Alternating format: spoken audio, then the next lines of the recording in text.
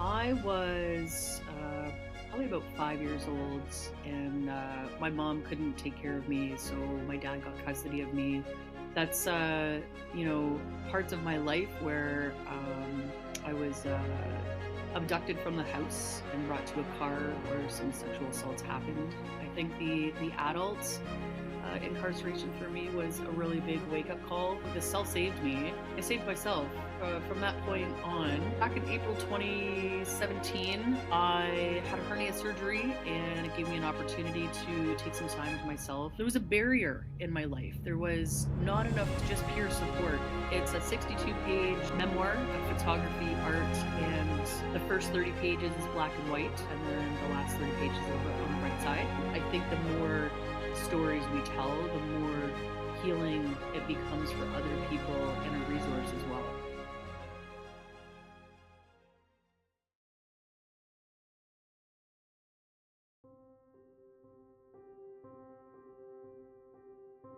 I was probably about 5 years old, and my mom couldn't take care of me, so my dad got custody of me. I moved from Stony Creek to North Bay, Ontario. I was placed with my father. He was married to a lady that lived on the reserve. So my sibling and I grew up a bit on the reserve. And that's, parts of my life where I was abducted from the house and brought to a car where some sexual assaults happened. And that person had brought me back into my house and put me back in my bed. And it was at 2 o'clock in the morning, and I went and told my dad what happened. I got checked out by the hospital, and I guess I could just fast forward kind of in this moment. I was moved around to different foster homes, and sexual assaults happened throughout those foster homes. My first time with a woman, I was like 9 years old and she was 17. Didn't know anything that was right or wrong in that moment, but yeah, I was victimized even with going to a friend's place and their babysitter doing stuff to me, or going to my neighbors, and just always people having like hands on me. I just never felt safe. I never felt like I was at home. I felt kind of like a ping pong ball where it was like, you're over here, you're over here. I just wanted to be on my own. I felt like if I ran away, and if I was on my own, at least I'd be safe in my own space. So yeah, I had a job at McDonald's, and it was my first job. Pat on the back for that one. I was just turning 16, and I moved in my own apartment. And yeah, I continued to go to work, and I had enough money to pay my rent. Back then, it was $350 for a bachelor.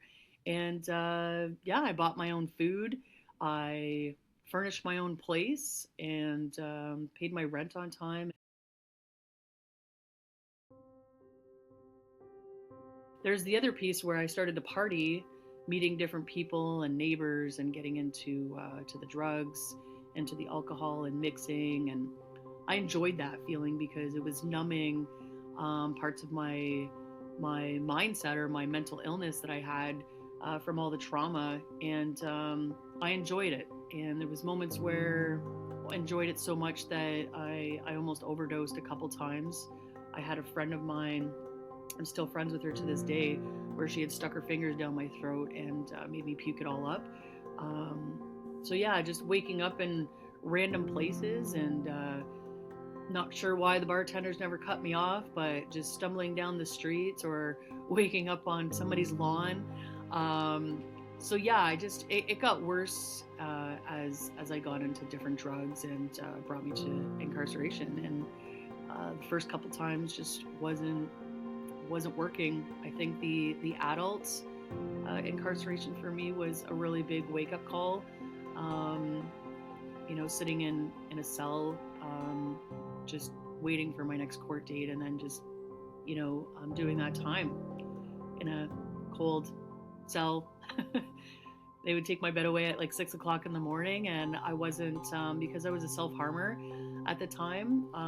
They wouldn't even let me have like a plastic spoon for my cereal or anything like that. I set some fires. Sometimes when I got into trouble, I didn't even know I did it until the next day. So I stole a car. I escaped custody. I bit a police officer's hand. I assaulted staff. Um, I didn't get caught for some of the stuff, but just smuggling in a little bit of hash, drugs. I swallowed them during my court time, and yeah, they released once I got sentenced. So that was interesting. So there are the charges, but there's also I like to share the stuff that I didn't get caught for, break and enters. I was you know, climbing on people's cars and rollerblading down the street and just bullying people. I was outraged and out of control. Um, but yeah, the officers I think were. I think my first arrest was I lived on my own at 16, so they came into my apartment. They asked me if I was Jessica Compton. They arrested me right there because they said that they had footage with me setting some fires from some business cameras with the car that I stole. I was already driving down the highway for a good hour, and yeah, so I got pulled over there and I got arrested, waiting in jail cells just until my court dates because nobody wanted to sign for me. I just kept reoffending. And with, I was in young offenders open custody. They kept moving me, and because I kept reoffending while I was there. But one of my sentences was to complete a rehabilitation for drug use and alcohol. And that was a success to a point. When I finished my last sentence, I was 19. So I was an adult. I was in North Bay, Ontario. And I guess you could call it like almost like a cold turkey.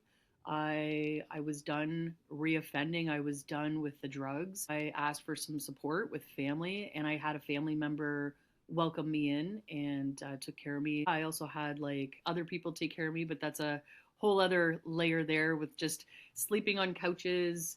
I slept in a friend's closet for 3 weeks. Um, Not sure why her parents didn't catch me in there, but yeah, I've slept in some really random places, and how I got there is a whole other story. But those are the gist of my arrests and my age 15 to age 19, just in and out of custody. Sitting in a cell really gave me a lot of time to like think about what I wanted to do with my life and how I was going to do it.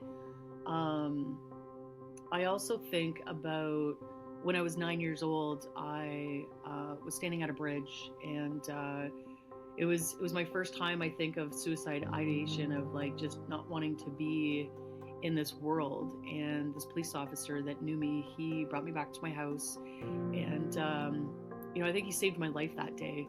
But I also think like the times that I was incarcerated also saved my life. When I was put in this cell when I was 19, I was waiting for my court date, but I remember like being curled up and being really sick. I was probably about 110 pounds. I could grab my ribs. I was malnourished, and just yeah, I was like dead, really. And it awoke me. I was 19, and I'm like, do I really want this life? And I think that saved me. The cell saved me, and I saved myself. From that point on, life didn't get easy, but I think it was like a choice in that time where I was like, you know what, I need to change my life.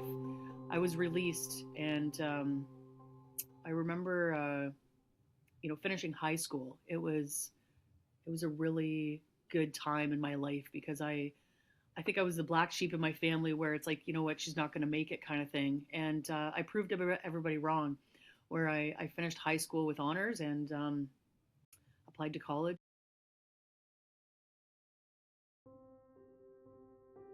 My dad was an electrician, so he told me, since I'm going to college, his workplace has summer students, and I went in and I wrote the test and I passed. They also got us to do this little activity. I passed, and they were like, back then I was making $5.55 an hour. So when they told me I was going to be making like $28 an hour, they're like, "Are you cool with that?" I'm like, "I'm very cool with that." In the midst of me going to college in the summer, I'd work at this automotive place, and they never once asked about my criminal record. So I'm like, you know what? This is a moment in my life where I'm making really good money. I remember my dad pointing his finger in my face, and he swore at me. He goes, "Don't f this up," and he got me a place to stay that was close to the work, and I ended up staying there for a good 7 years. I made phenomenal money. I worked my butt off. I end up traveling a little bit to other countries, not the U.S. because they wouldn't let me come in with my record.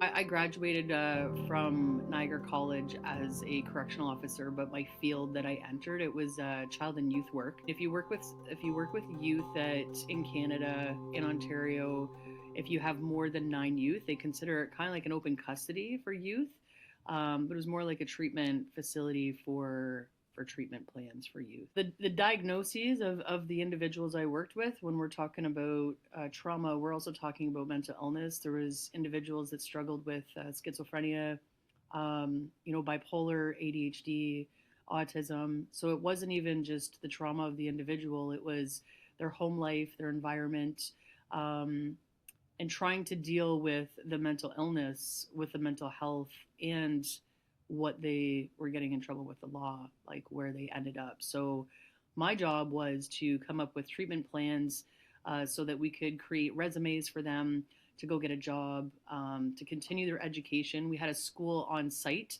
We were out in the country, so it was called the farm. It's no longer there, but yeah, we created programs. I would bring them on hikes, bring them to the gym.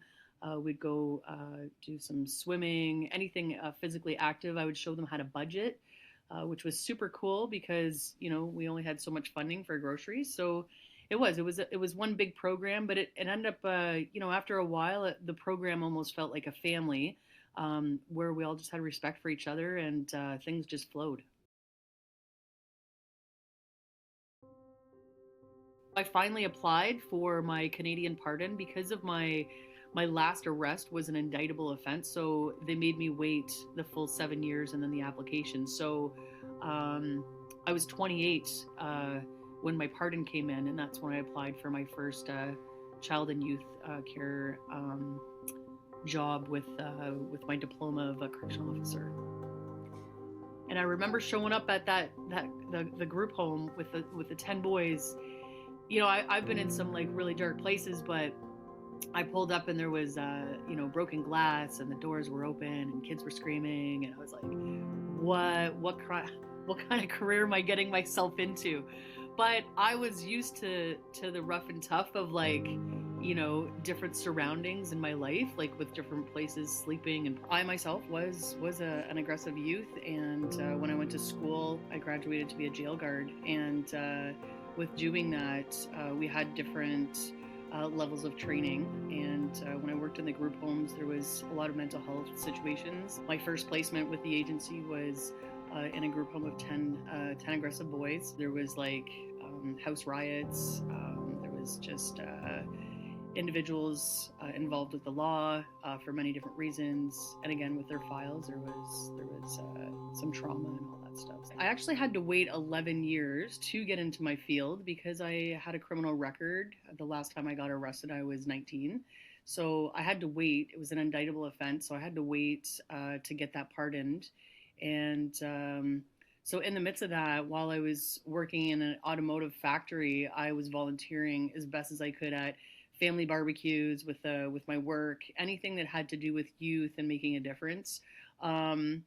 I know, I've been in some really dark places, and I've seen some really, I don't know, I guess not really well scenarios that anybody wants to repeat. But in my heart, I really felt that I could make a difference. And with going to college, I also knew the system, so my studies, it was quite interesting to be on the other side, to learn what the textbook value was, what people really thought.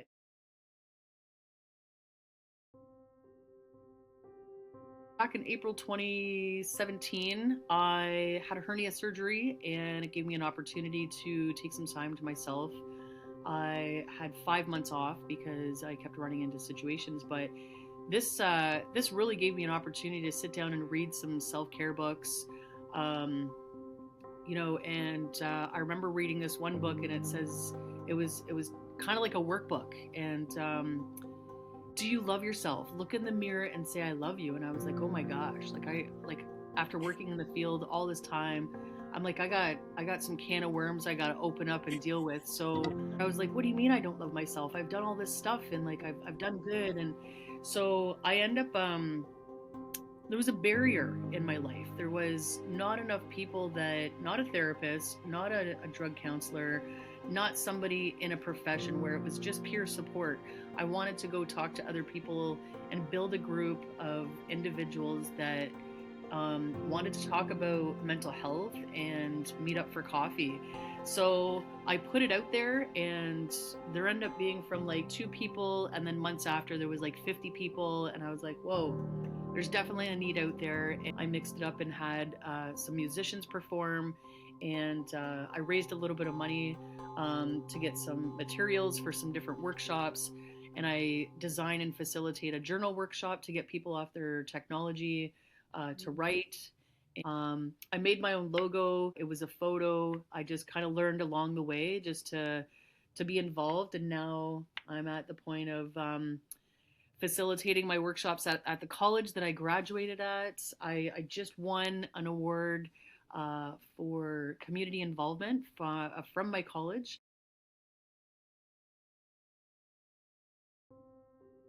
I kind of call it a peer support book. It's a 62-page memoir of photography, art, and the first 30 pages is black and white. It's really dark. And then the last 30 pages is a little bit on the bright side. And, I did it on my own. I just utilized Canva and got a principal to edit it and sent it to a local printer, printed it off. And then I contacted, in the midst of printing, I launched it. There was a good 120 people where I had 5 musicians, 5 speakers. It was a room full of love. And now that the launch is done, I've reached out to all my favorite cafes and eating restaurants to see if they would have me. So I've recently just posted like my little tour for the year, and halfway through the tour, I've got an event where I'm having 10 women share their stories at a studio. So as much as I like to say it's all about me, it's also all about everybody else and how we can come together as a community. It's been a healing journey. So my mom passed away almost 2 years ago, and the thing with my mom is, I share this in a very compassionate way, is we had our ups and downs, but we really only became friends in the last couple years before she passed. And we apologized to each other, we forgave each other, and we became best friends. And then she passed away. So for me, it was my first time ever in my life where I had like a physical pain in my heart. And I sat here for about 3 weeks. My dad had passed away when I was 22, working at the factory. He got me the job, and then he had passed away. But grandparents passed away. But with my mom, she was the last one living. But the relationship we had, we just developed. So we were like playing board games, and we were talking, and we were, really connecting. And when she had passed, I had to call my doctor, and I just said, like, I have some physical, actual pain in my heart. And so I started writing. I've always had like, a good 10 years of photography files. So I just wanted to make something quick, and it was very healing along the process. I also felt like the reflection piece of like, wow, like I've really grown throughout my life, and wow, like I'm here today and I'm doing this. But I've sold over 100 books in less than 30 days, and the feedback from people is that it's really allowed others to want to write, because If I can write my story, even if it's like a ghost writing for somebody, I just think that it's such a therapeutic piece for people. I think the more stories we tell, the more healing it becomes for other people and a resource as well.